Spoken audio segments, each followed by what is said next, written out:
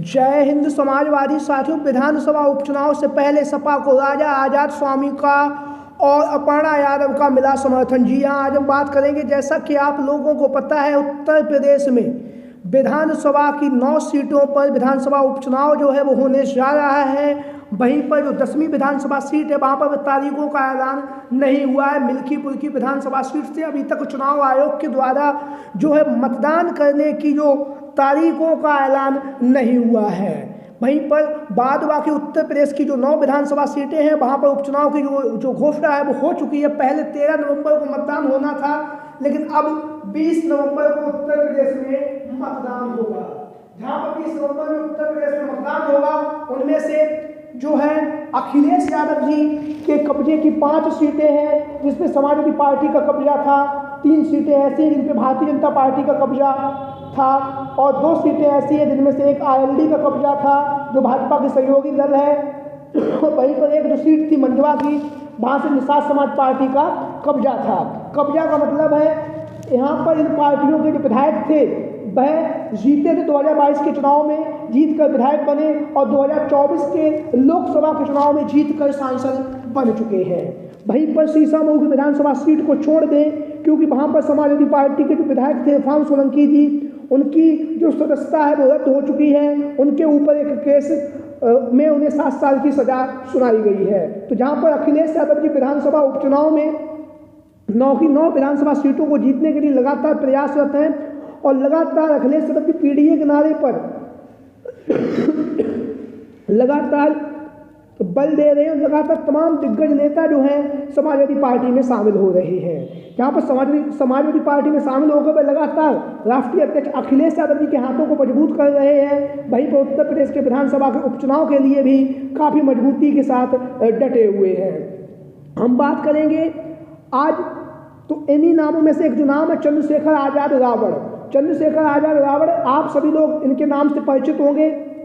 Azad Samaj party के राष्ट्रीय अध्यक्ष हैं, वर्तमान समय में नगीना के सांसद हैं। तो आजाद समाज पार्टी के संस्थापक चंद्रशेखर आजाद रावण ने जो है विधानसभा उपचुनाव लड़ने का जो मन है वो बनाया हुआ है, और यहाँ पर विधानसभा उपचुनाव में उन्होंने सभी सीटों पर अपने प्रत्याशियों को चुनावी मैदान में उतार दिया है। वहीं पर हम बात करेंगे सीसामऊ की जो विधानसभा सीट है, यहाँ से चंद्रशेखर आजाद रावण के जो प्रत्याशी थे उन्होंने अपना नामांकन भरा था, लेकिन अंतिम समय पर उनका जो नामांकन है वो खारिज कर दिया गया।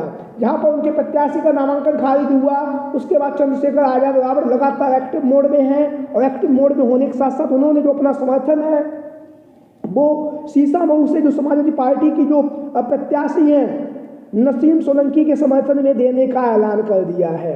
सीसामऊ की विधानसभा सीट से समाजवादी पार्टी की प्रत्याशी के तौर पर नसीम सोलंकी लगातार धुआंधार तरीके से चुनाव प्रचार कर रही हैं। लगातार लोगों के बीच में, जनता के बीच में पहुंचकर मजबूती के साथ जो है समाजवादी पार्टी का प्रचार प्रसार कर रही है। वहीं पर चंद्रशेखर आजाद रावण का जो समर्थन है वो समाजवादी पार्टी की प्रत्याशी है नसीम सोलंकी को मिल चुका है।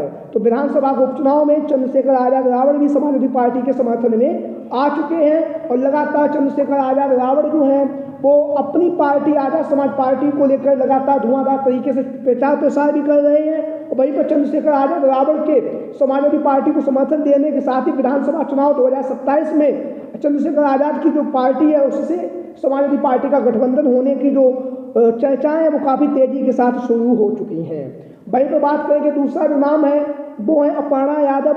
आप सभी लोगों को पता है अपर्णा यादव सद्य नेताजी मुलायम सिंह यादव जी की छोटी पुत्रवधू हैं और सैफई परिवार की बहू हैं। अपर्णा यादव वर्तमान समय में भारतीय जनता पार्टी में है। 2022 के विधानसभा के चुनाव से पहले वह भारतीय जनता पार्टी में शामिल हो गई थी। जहाँ पर वह भारतीय जनता पार्टी में शामिल हुई, वहीं पर विधानसभा उपचुनाव से पहले अपर्णा यादव को भारतीय जनता पार्टी के द्वारा जो है महिला आयोग का उपाध्यक्ष बनाया गया है। यहाँ पर अपर्णा यादव लगातार जमीनी स्तर पर कार्य कर रही हैं, लगातार लोगों के बीच में, जनता के बीच में पहुंचकर जो है जो भारतीय जनता पार्टी का जो प्रचार प्रसार है वो कर रही हैं। लेकिन एक इंटरव्यू में अपर्णा यादव ने कहा, जब उनसे पूछा गया कि आप कहल से किसके पक्ष में हैं, तो उन्होंने कहा कहल से हमारा जो भतीजा है तेज प्रताप यादव चुनावी मैदान में उतरे हुए हैं, और हमें अपने परिवार को देखना है परिवार के लोगों को देखना है, परिवार के साथ खड़ा होना है। तो जहाँ पर एक इंटरव्यू में अपर्णा यादव के द्वारा ये बात कही गई, तो कहीं ना कहीं अब अपर्णा यादव का जो समर्थन है वो समाजवादी पार्टी के जो प्रत्याशी है करहल की विधानसभा सीट से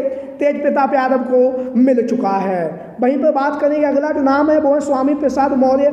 स्वामी प्रसाद मौर्य आप सभी लोगों को पता है समाजवादी पार्टी के कद्दावर नेताओं में से उनका नाम शुमार है। और वहीं पर आप लोगों को पता है 2022 के विधानसभा के चुनाव से पहले स्वामी प्रसाद मौर्य जो भारतीय जनता पार्टी को छोड़कर समाजवादी पार्टी में शामिल हुए, और समाजवादी पार्टी में शामिल होने के बाद स्वामी प्रसाद मौर्य जो है धुआंधार तरीके से समाजवादी पार्टी का प्रचार प्रसार भी किया।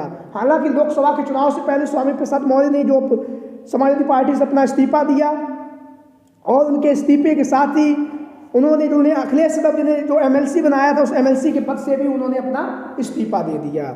अब जब विधानसभा का उपचुनाव होने जा रहा है,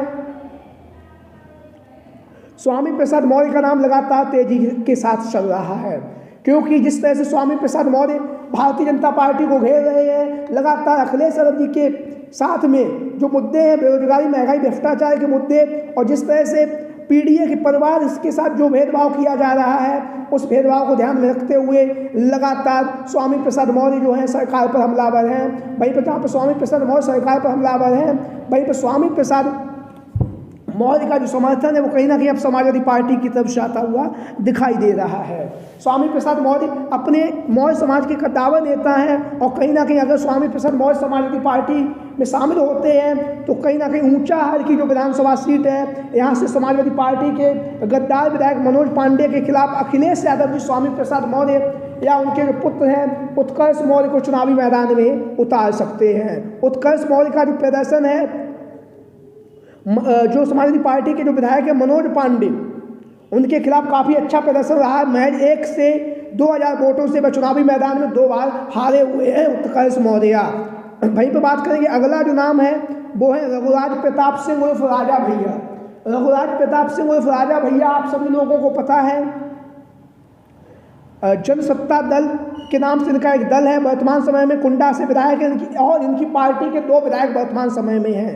राजा भैया का जो समर्थन है 2022 के विधानसभा के चुनाव में भारतीय जनता पार्टी को इनका समर्थन था, 2017 के चुनाव में भी इनका भारतीय जनता पार्टी को समर्थन था, लेकिन 2024 के लोकसभा के चुनाव में राजा भैया ने जो अपना समर्थन है समाजवादी पार्टी के जो प्रत्याशी थे इंद्रजीत सरोज, उनके जो पुत्र थे उन्हें अपना समर्थन दिया, और राजा भैया के समर्थन को पाकर कौशाम्बी और प्रतापगढ़ दोनों ही लोकसभा सीटों से समाजवादी पार्टी के प्रत्याशियों की शानदार जीत हुई। वहीं पर अब जो एक खबर सामने आ रही है, रघुराज प्रताप सिंह के द्वारा एक जो याचिका है वो MP MLA कोर्ट में दायर की गई थी, जहां पर जो है इंद्रजीत सरोज के खिलाफ जो है वो याचिका दायर की गई थी। लेकिन अब विधानसभा उपचुनाव से पहले रघुराज प्रताप सिंह और राजा भैया ने अपनी जो याचिका है वो वापस ले ली है। तो कहीं ना कहीं राजा भैया की याचिका वापस लेने के साथ ही विधानसभा के उपचुनाव में जो है राजा भैया का जो समर्थन है वो समाजवादी पार्टी के लिए माना